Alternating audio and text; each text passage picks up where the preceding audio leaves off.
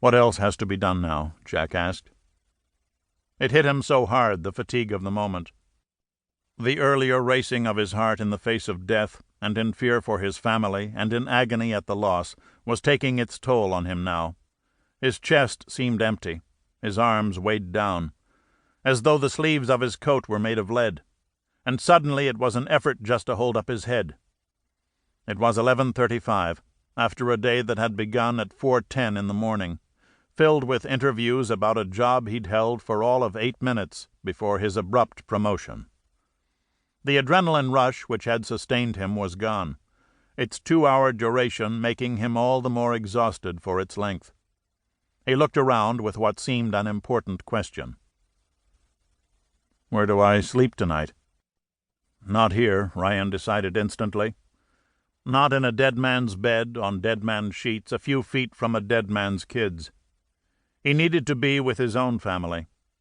He needed to look at his own children, probably asleep by now, because children slept through anything. Then to feel his wife's arms around him, because that was the one constant in Ryan's world, the single thing that he would never allow to change, despite the cyclonic events that had assailed a life he had neither courted nor expected. The Secret Service agents shared a look of mutual puzzlement before Andrea Price spoke, taking command as was her nature and now her job. "Marine Barracks, 8th and I?" Ryan nodded. "That'll do for now." Price spoke into her radio microphone, which was pinned to the collar of her suit jacket. "Swordsman is moving. Bring the cars to the west entrance." The agents of the detail rose. As one person they unbuttoned their coats, and as they passed out the door hands reached for their pistols. "We'll shake you loose at 5, Van Dam promised, adding, "Make sure you get the sleep you need." His answer was a brief, empty stare as Ryan left the room.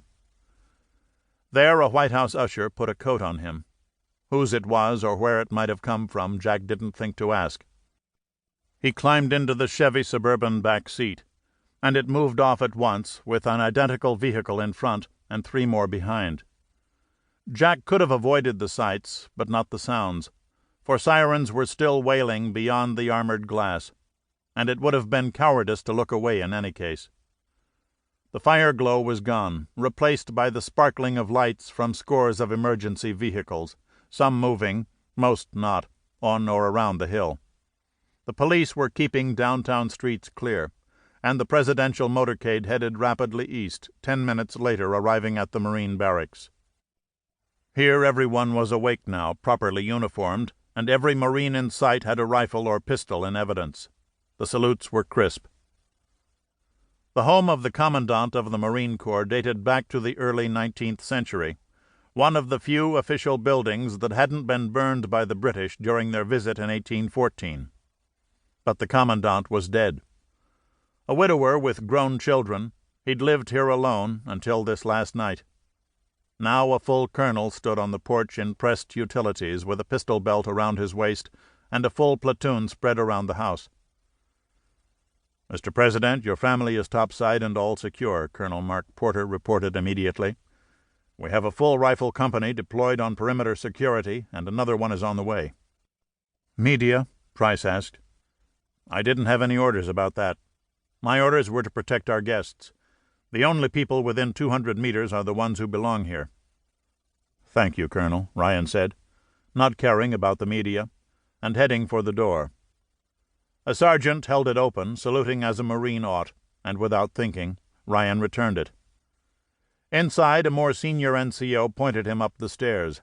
This one also saluted, as he was under arms. It was clear to Ryan now that he couldn't go anywhere alone. Price, another agent, and 2 Marines followed him up the stairs.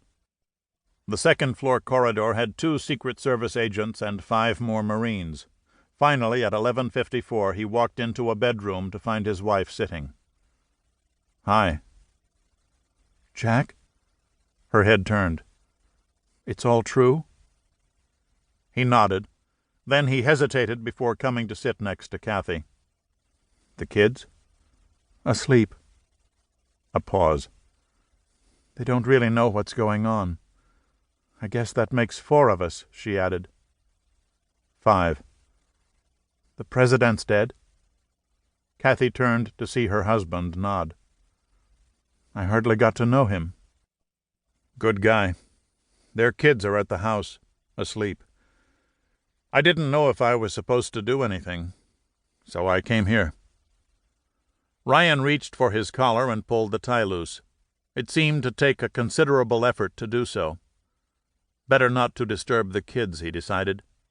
It would have been hard to walk that far anyway. And now? I have to sleep. They get me up at 5. What are we going to do? I don't know. Jack managed to get out of his clothes, hoping that the new day would contain some of the answers that the night merely concealed.